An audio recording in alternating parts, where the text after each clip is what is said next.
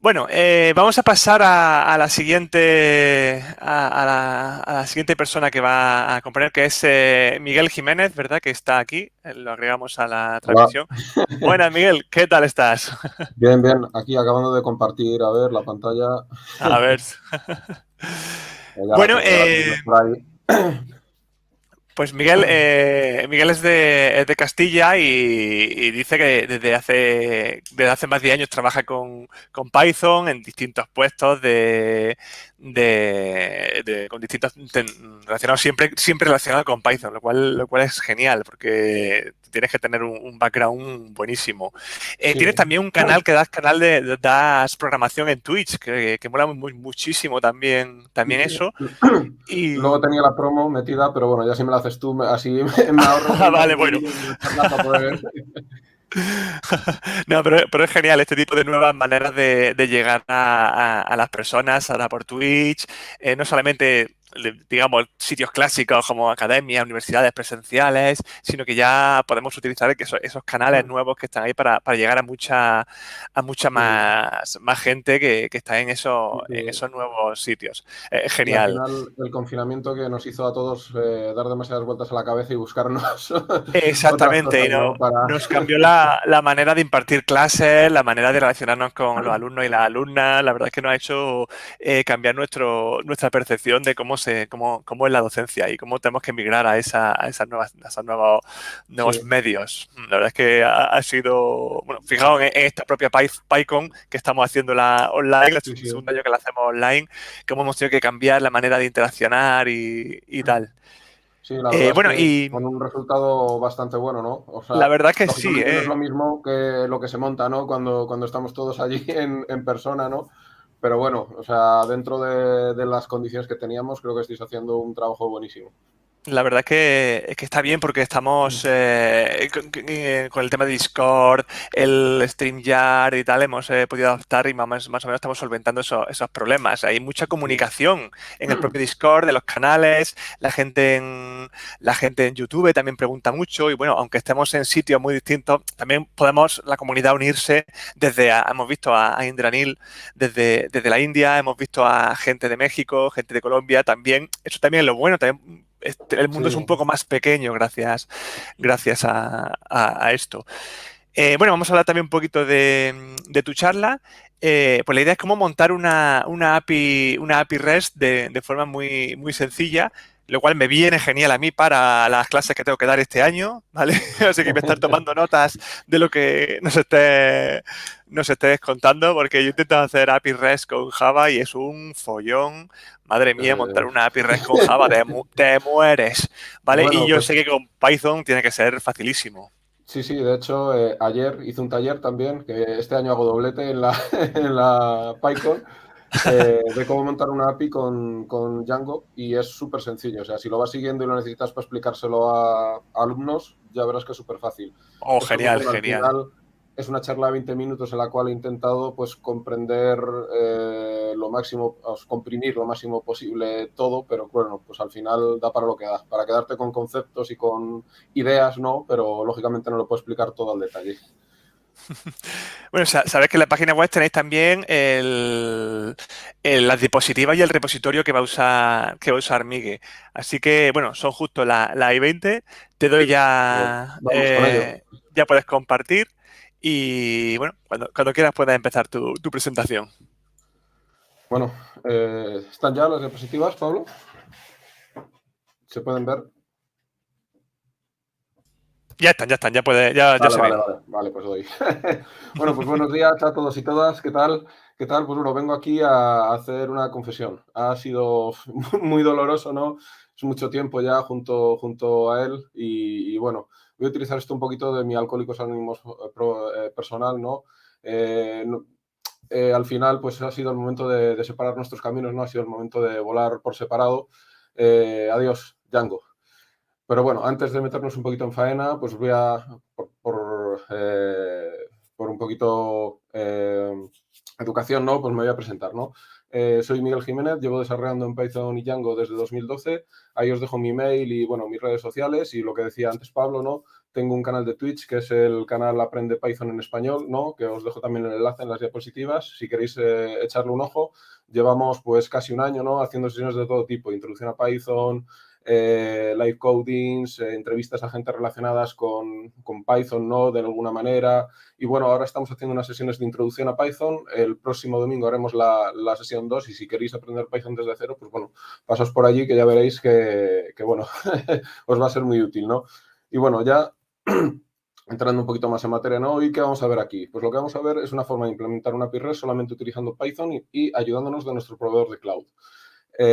Yo me voy a basar en Amazon Web Services, pero bueno, se podría hacer también con Google Cloud, con Azure o con el que nosotros queramos, ¿no? Pues bueno, lo primero que vamos a hacer es ver un poquito de arquitectura cloud, después vamos a ver el código Python, ¿no? Más o menos que yo utilicé, y después, bueno, me flipé poniendo diapositivas al principio y me di cuenta que no me daba para entrar en 20 minutos, pero el punto 1 y el punto 2 son los más importantes, y el 3 y el 4 os voy a dejar las diapositivas y los veremos por encima, pero no voy a poder ahondar tanto, ¿no? En ellos. Y bueno, simplemente también decir que vamos a ir realizando un ejemplo de una API de una librería, en el cual vamos a crear dos endpoints. Uno para un post para crear libros en nuestra librería y un get para obtener esos libros por autor. Y bueno, antes de nada, ojo, recuerda, yo no tengo la verdad absoluta, ya me gustaría a mí, ¿no? Simplemente os voy a dar la solución que yo ideé, ¿no? A un problema en específico. Mi intención es simplemente compartiros esta solución, ¿no? Que yo ideé porque me parecía interesante compartirla y que os puede servir a vosotros de inspiración o os puede servir completamente o simplemente, pues, eh, no os puede servir. Pero bueno, me parecía interesante compartirla, ¿no? En esta PyCon y por eso vamos con ello. Pues bueno, empecemos. Arquitectura cloud. Los servicios de Amazon Web Services que vamos a trabajar. Pues vamos a trabajar lambdas, que son funciones serverless de Amazon Web Services que permiten ejecutar código sin aprovisionar ni administrar servidores. En Google Cloud se llaman Google Functions. Después tenemos API Gateway, que es un servicio que despliega una API y sirve como despachador hacia otros servicios de Amazon Web Services, ¿no? En Google Cloud se llama exactamente igual. Cognito es un servicio de autenticación de usuarios. El servicio similar en Google Cloud sería Identify Platform. Y después utilizaremos RDS, que es el servicio de bases de datos relacionales de Amazon Web Services, y ahí nos da varias bases de datos diferentes para seleccionar. En este caso, pues yo me voy a basar en Postgres, pero podríamos utilizar la que quisiéramos, ¿no? Y ahora vamos a ir viendo un poquito más en detalle cada cosa, ¿no? Pues bueno, vamos a empezar de abajo para arriba. Lo que hemos visto, vamos a empezar por RDS, las bases de datos. Pues bueno, como no tengo tiempo para hacer una demo, que me hubiera encantado realizar una demo, pues lo vamos a ir viendo con capturas de pantalla. Esto sería la pinta que tiene RDS, ¿no? Lo primero que tendríamos que hacer sería dar al botón de Create Database y nos saltaría a el formulario de creación de base de datos. En este formulario de creación de base de datos, pues seleccionaríamos la base de datos que nosotros queremos, por ejemplo, Postgres, y en Postgres tendríamos que seleccionar la versión, ¿no? que para nosotros es la adecuada. En este caso vamos a seleccionar la versión 12.7 porque es la que tiene capa gratuita de Amazon Web Services, es decir, la Free Tier, que nos permitirá realizar las pruebas o realizar todo lo que queramos cacharrear con ello, ¿no? De forma gratuita. Vale, pues seleccionamos la 12.7 y la Free Tier. Si seguimos con el formulario para abajo, nos pedirá meter el nombre de usuario de la base de datos y la contraseña. Y al final habrá un botón que pondrá Create Database y se pondrá a crear esa base de datos. Tarda unos minutillos, no os preocupéis, es normal, porque al final pues estás creando una base de datos en un ordenador que hay en Irlanda o un servidor que hay en Irlanda, ¿no? Y bueno, cuando ya está creada, aquí si accedemos a la base de datos haciendo clic en el listado, ¿no? Nos enseñará todas las características de nuestra base de datos. Muy importante quedarnos con el endpoint, que es el sitio al que tenemos que apuntar, o sea, el servidor donde está nuestra base de datos, y quedarnos con el VPC. Pues bueno, quedaros con eso, pues lo vamos a necesitar luego. Pues bueno, ya hemos acabado, ya tenemos nuestra base de datos creada, perfecto. Ahora lo que necesitamos es nuestra capacidad de computación, ¿no?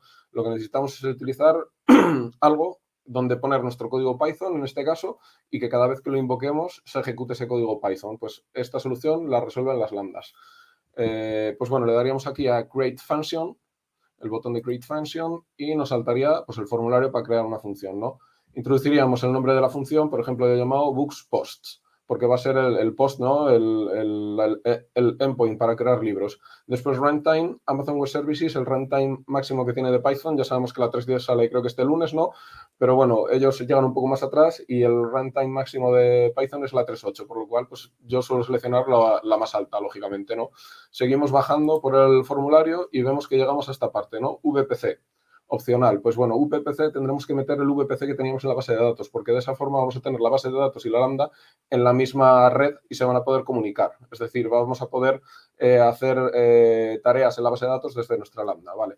Después en subnets seleccionaremos todas las que tengamos, todas las que nos dé como opción, y después en el security group introduciremos el que nos va a dar como opción porque es el que tenemos dentro de nuestro VPC. Perfecto.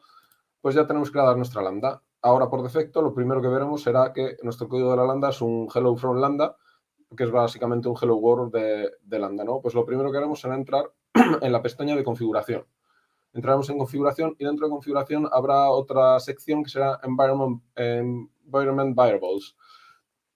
Aquí en Environment Variables vamos a introducir nuestras variables de entorno, que serían exactamente igual que las variables de entorno que tendríamos dentro de nuestra servidor o dentro de nuestro ordenador, ¿no? Que las vamos a poder tener acceso a ellas con el módulo OOS, ¿no? De Python. Pues bueno, vamos a meter las características de la base de datos, el nombre, el host, el user, el password. ¿Recordáis que os dije que os acordaréis del endpoint? Pues bueno, el endpoint es lo que tendríamos que meter como database host.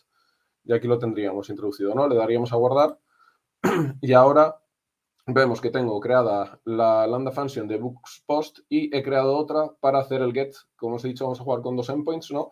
Uno para crear libros y otro para obtener por autor. Pues también he creado esta lambda function de la misma manera, con el mismo formulario para obtener libros por autor. Pues bueno, ahora tendremos ya esas dos lambda function creadas y nos vamos a Cognito. Cognito es un servicio para autenticar a usuarios de Amazon. Además de poder utilizarlo junto con API Gateway, podemos usarlo en nuestros desarrollos como nos plazca. Y una cosa bastante guay es que si no queremos hacer formularios de registro, Amazon Web Services nos proporciona uno. Uno directamente con una interfaz lógicamente customizada por ellos, que no tenemos mucha mano, pero bueno, nos deja registrar usuarios, ¿no? Sin tener nosotros que hacer absolutamente nada. Otra cosa bastante interesante de Cognito es que tiene un montón de opciones configurables. Vamos a ver dos detallitos, pero vamos, tiene 1000 millones de opciones configurables. Y además de eso, hay una librería que se llama Amplify que proporciona Amazon Web Services que sirve para obtener el token y registrar a la gente dentro de Cognito sin tener que tener nosotros peticiones para realizar estas cosas. Por lo cual, pues vamos con Cognito. Le vamos a dar a Manage User Pools y nos saldrán nuestros pools. Como no tenemos pool, pues le tendremos que dar a Create a User Pool. Y aquí le vamos a dar un nombre, por ejemplo, PyCon es test, y le vamos a dar a Review Defaults. Cuando entramos aquí, tenemos los Users and Groups, que veremos que podemos importar usuarios, es decir, podemos importar un Excel con nuestros usuarios, o podemos crear un usuario nosotros desde aquí a mano. Perfecto. Pues vamos a ver dos pequeños detalles de configuración que tiene Cognito. Podemos decidir si queremos logar, ¿no? Al usuario por username o si queremos hacerlo por email address o por phone number, ¿no?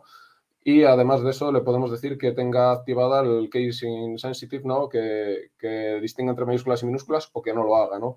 Después, si nos vamos aquí a la sección de policies, podemos ver que podemos configurar esa contraseña para que tenga un mínimo de tamaño, que requiera números, requiera caracteres especiales, requiera uppercase, requiera lowercase, ¿no? Y tiene un montón más de cosas configurables Cognito. Os he enseñado estos dos detallitos, ¿no? Pero para que os hagáis una idea, puedes llegar a hacer incluso autenticación en dos pasos. Simplemente haciendo clics y tocando, o sea, sin tener que programar absolutamente de nada, 0 líneas de código. Pero bueno, vamos a continuar con el último servicio que sería API Gateway. API Gateway, bueno, lo que hace API Gateway básicamente es crearnos esa API REST, ¿no? Y redirigir hacia servicios. En nuestro caso, redirigir hacia nuestras lambdas, ¿no? Le daríamos al botón de Build aquí en la sección de API REST. Y en este formulario seleccionaríamos la opción REST, seleccionaríamos New API, aunque también nos da la opción de importar desde un archivo de Swagger o de OpenAPI 3. Y aquí introduciríamos el API name y la description, lo que queramos nosotros, ¿no? Le daremos al botón de Create API y lo primero que haremos será irnos a nuestra sección de autorizadores, ¿no? Authorizers. Y aquí crearemos un nuevo autorizador. Un autorizador que le pondremos un nombre y seleccionaremos Cognito. Es decir, nuestro autorizador va a trabajar con nuestro pool de usuarios que hemos creado en Cognito. Por lo cual, aquí en el Cognito User Pool lo que vamos a introducir es el pool de usuarios que antes hemos creado. Si empezamos a escribir Picon, que lo llamamos Picon Test, ¿no? Nos lo va a autocompletar directamente. Y en Token Resource lo vamos a colocar Authorization. Vale, le vamos a dar a Create y nos vamos a ir a la sección de Resource. Vamos a empezar a crear nuestras URLs. Vamos a crear dos URLs, ¿no? Dos paths para poder realizar nuestros endpoints. Pues le damos a Actions y le damos en Actions a Create Resource. Le ponemos un nombre a nuestro resource y le ponemos un path. En nuestro caso va a ser /books. Una cosa que no he dicho es que tenemos que habilitar, ¿no?, el course, porque si no, para no tener problemas de course con el cliente. Vale, pues le damos a crear y nos ha creado nuestro path books, ¿no? Y ahora tenemos que crear un método en ese path books. Le damos a create method con books seleccionado y seleccionamos el método post y le damos OK. Por lo cual, ahora nos va a pedir qué es lo que queremos hacer cuando hay un post. Pues seleccionamos que nuestra integration type es lambda function, que es donde queremos enviarlo. Seleccionamos que va a haber una user lambda proxy integration y le decimos que la lambda function a la que tiene que apuntar es la que hemos llamado books post, que igual que antes vamos a empezar a escribir y nos lo va a autocompletar Amazon Web Services.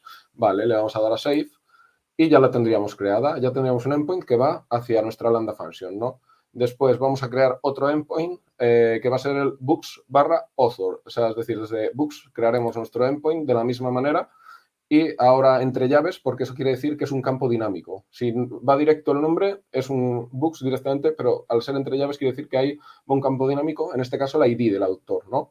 ¿Vale? Y lo mismo, en vez de un post, un método get es lo que vamos a introducir. Vale, pues ahora lo que queremos es autenticar una de nuestras peticiones con Cognito. Tenemos ya creado el autorizador, pero le tenemos que decir en qué petición tiene que hacer efecto, ¿no?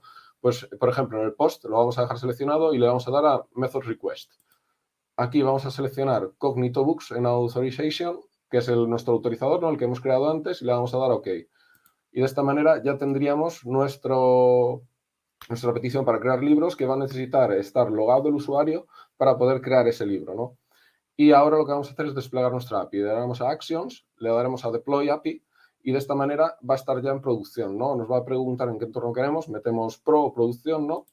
Y nos va a generar ya nuestro endpoint para poder lanzar peticiones. Podemos meter un dominio personalizado que tengamos nosotros y si no, nos va a crear un endpoint de este tipo, ¿no? 4p, amazonaws.com/pro y en este caso nosotros tenemos amazonaws.com/pro/books y tendremos tal, lo mismo, /pro, /books, /un ID de autor, ¿no? Y esos dos endpoints serían nuestros endpoints.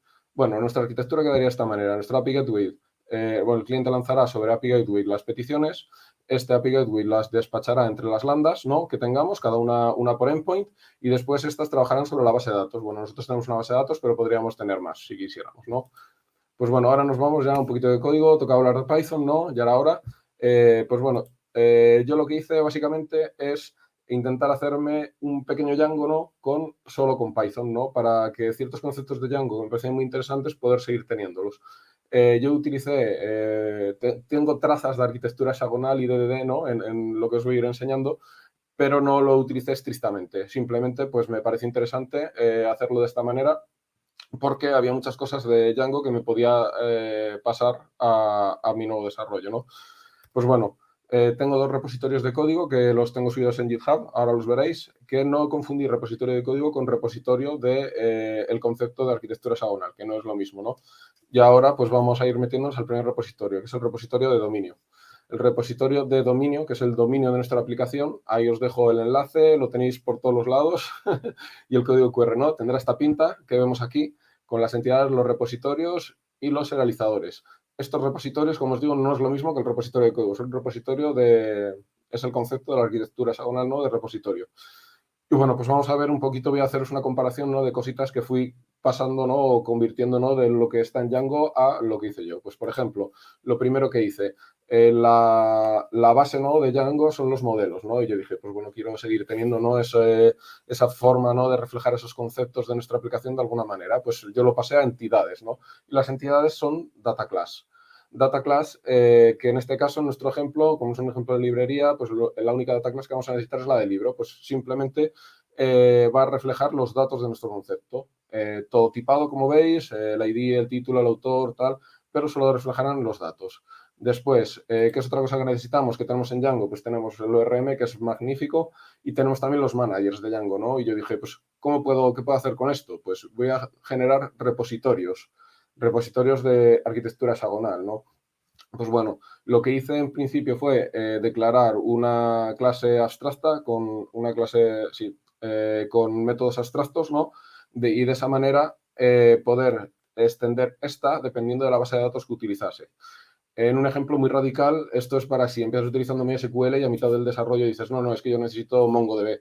Y pues de esta manera se podría hacer de una manera muy sencilla, ¿no? Y muy amigable, porque sería como cambiar piezas de puzzle. Pues bueno, primero definí mis métodos abstractos, como veis aquí, y después ya, como yo quería utilizar Postgres, definí esos métodos concretos, ¿no? Ya con los select de Postgres, de SQL de toda la vida y el insert into. Pues bueno, este sería mi repositorio concreto para acceder a los datos de la base de datos. Esto, como os digo, haría olvidar, entre comillas, ¿no? El ORM de Django y los managers de Django. Después, una cosa que me encanta y que me estoy dando cuenta que en otros lenguajes, en otros frameworks no existe, en otros frameworks de la parte del servidor web, ¿no? Son los serializadores de Django. Y yo dije, joder, los serializadores me parecen súper interesantes y súper útiles, ¿no? Pues lo que me hice yo fue generar una clase serializer que, definiendo nuestro serializador concreto y heredando de ella, se le puede definir la clase la data class sobre la que va a operar los campos de lectura y los de escritura y funcionaría exactamente igual que un serializador de Django, ¿no? Y ahora nos vamos a ir al repositorio de la API. Igual, os dejo ahí el enlace, os dejo el QR, está por todos los sitios, en algún sitio lo encontraréis. Y bueno, esta pinta tendría. Yo lo que he hecho básicamente es intentar seguir la estructura de carpetas igual que la URL, por lo cual tenemos books, dentro de books tenemos author y post, pero si nos vamos directamente al post vendrá el código del endpoint del post. Después si nos vamos a author, pues dentro tenemos nuestra carpeta get y dentro de ese get tendremos el código del endpoint del get, básicamente.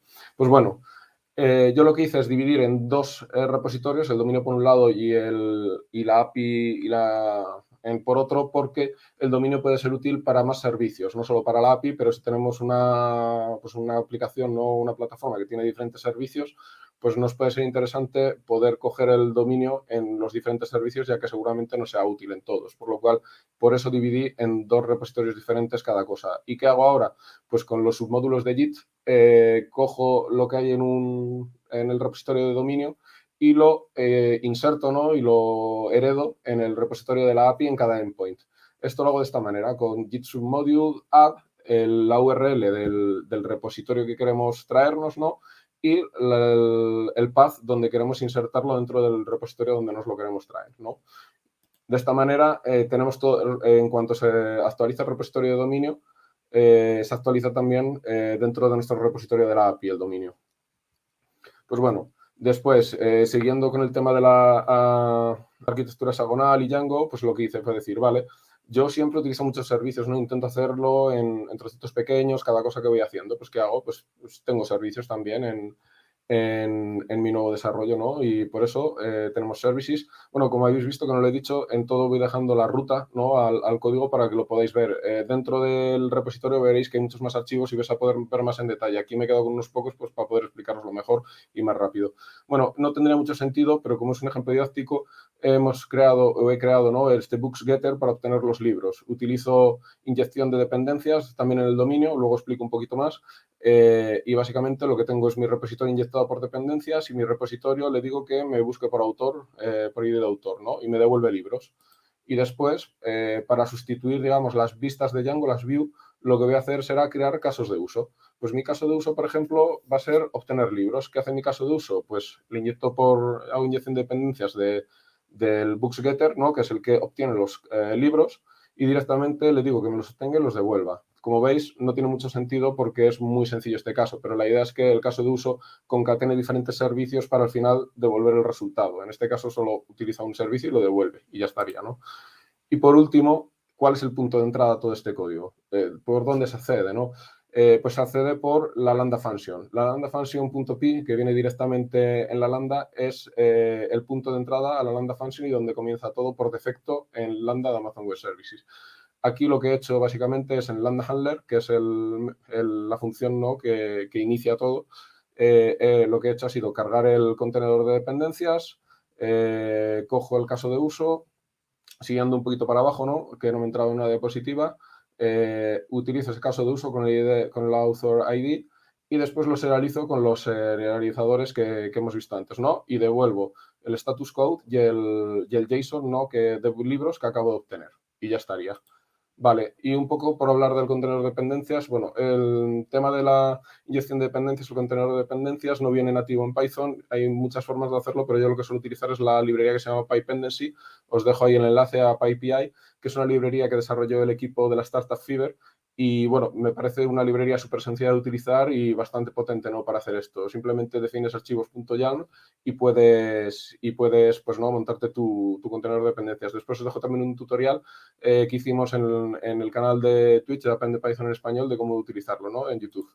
Después, bueno, este diagrama que explica un poquito, ¿no? Lo que vamos haciendo, ¿no? Lambda function, llama el caso de uso al servicio al repositorio, el repositorio a la base de datos y demás. Y os podéis preguntar, ¿y por qué tanto lío, no? Pues si podría haber sido mucho más sencillo todo esto, tal. Bueno, al final yo opté por este tipo de arquitectura, ¿no? Porque pensaba que, bueno, porque yo necesitaba que todo fuera como piezas de puzzle, ¿no? Y que si alguna fallaba, alguna no me interesaba, poder cambiarlas y poder poner otra, ¿no? De esta manera puedes sustituir de esa forma tan ágil y versátil las piezas una por otra sin tener ningún problema.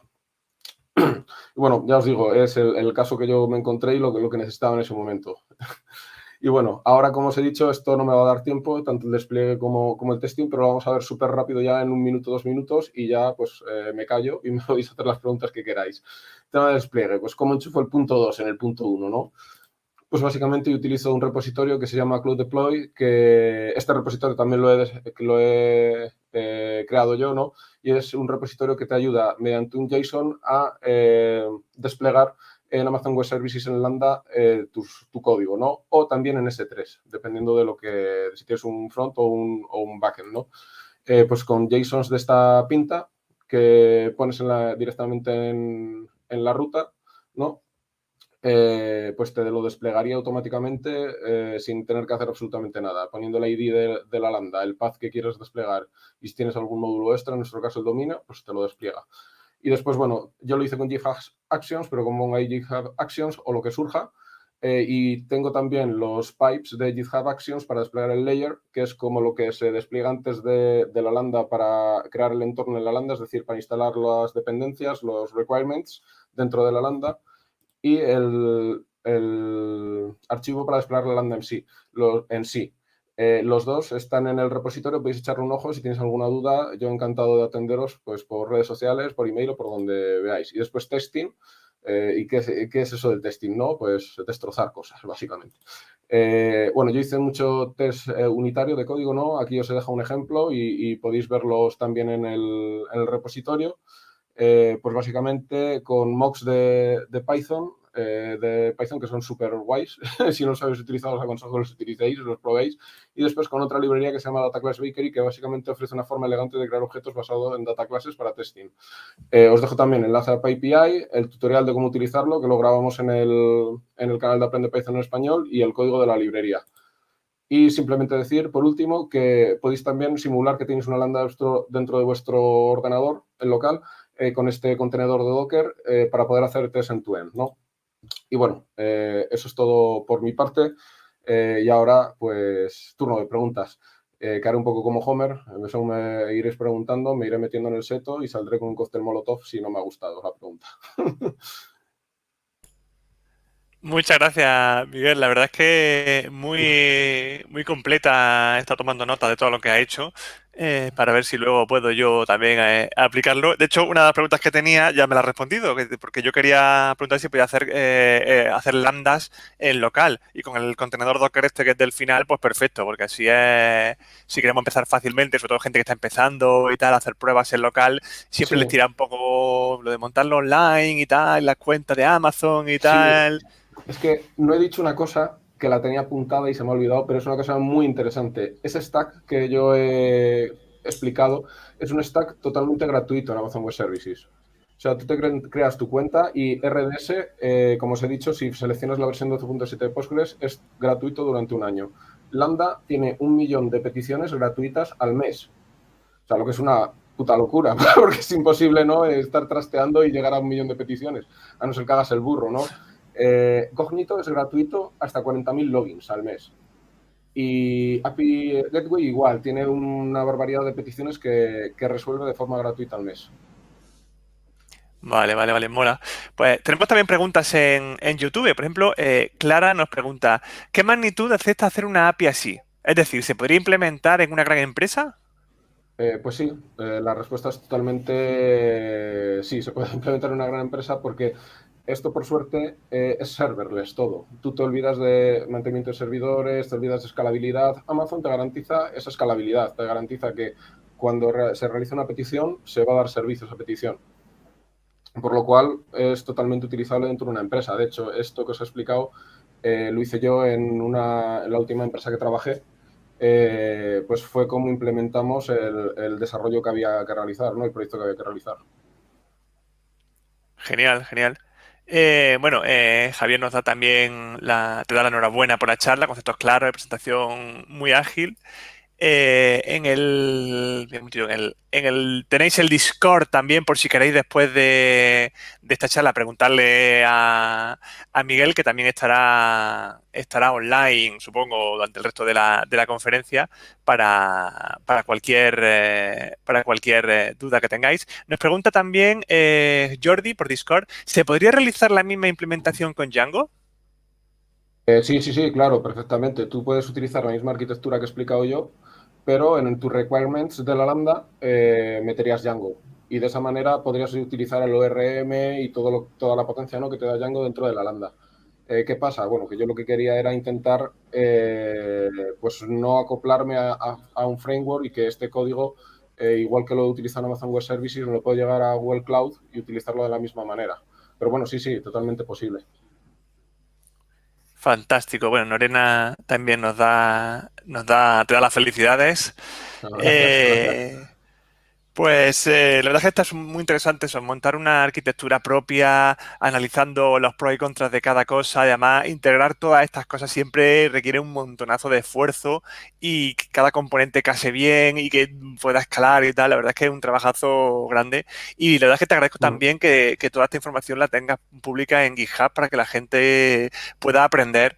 Porque claro, la gracia de hacer comunidades es que entre todos y todas aprendamos y crezcamos no solo Sí, como sí. profesionales, sino también como personas curiosas y que queremos mejorar lo que Sí, ya sí, sí. existe. Porque me pareció como he dicho al principio, ¿no? Un caso, ¿no?, extraño, ¿no? No suele ser lo típico y que era interesante, ¿no?, explicarlo, ¿no?, en la PyCon, porque la gente, pues, ya no en su totalidad, pero se puede inspirar, ¿no?, para cuando tenga un problema en el futuro poder resolverlo o incluso le ha parecido todo perfecto, le encaja con su problema, poder utilizar la misma arquitectura, ¿no?, y la misma solución. Genial, genial. Bueno, pues veo que ya no hay más preguntas en Discord ni el chat de YouTube, pero podéis preguntarle a Miguel por Discord si queréis a lo largo del día y seguro que os responde. Mm. Sí, Pues sí, sin problema. Miguel, muchísimas gracias por tu charla. Nada, Me ha gracias a encantado. vosotros. Y estamos en contacto para futuras ediciones de Python. Si quieres Sí, volver a sí, enviar una charla con las mejoras que hayas hecho y tal, el año que viene sí, sí, también te por esperamos supuesto, por supuesto. en Ya PyCones. es mi tercer año, mi cuarto año dando charlas a la PyCon y tened por seguro Fíjate, que yo siempre que tenga algo interesante que contar, aplicaré, ¿no? fantástico, fantástico. Muy bien. Pues muchas Genial. gracias, Nada, Miguel. adiós. Hasta ahora.